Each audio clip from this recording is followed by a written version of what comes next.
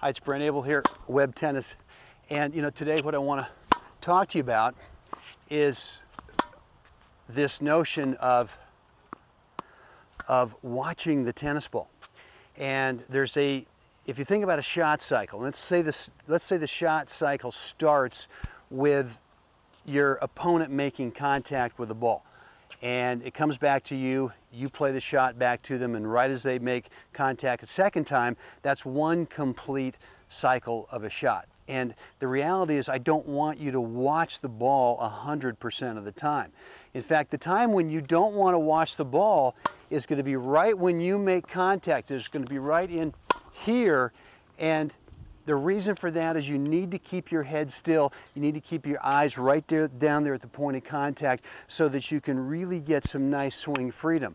And the reality is, if you keep your eyes down here at contact and then finish the swing, forehand or backhand, as the ball leaves your racket and you're down in here to the finish, it's probably crossing the net by the time you finish your swing and start looking up at the ball. So let's do this again. And here's what I want you to do is I want you to watch the ball in, heads down, you look up, you find it, and again, you're only watching it probably 75% of the time. You're not looking at it as the ball's really leaving your racket.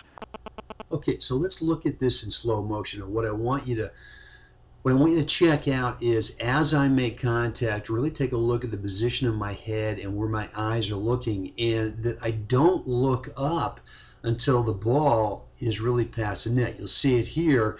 Eyes are down through contact, ball's passing the net, and that's when I finally start to look up. So, this is pretty simple to practice, and you can make this happen where you sort of artificially keep those eyes down right through contact all the way to the finish. Contact, you look up, the ball's crossing the net as you finish. You're obviously watching the ball the rest of the time, but right there, you're not. From the point of contact you make until it crosses the net going to your opponent, you're not watching the ball. You can feel where the ball is going. You don't need to be able to actually physically watch it as it leaves your racket to know where you've hit it.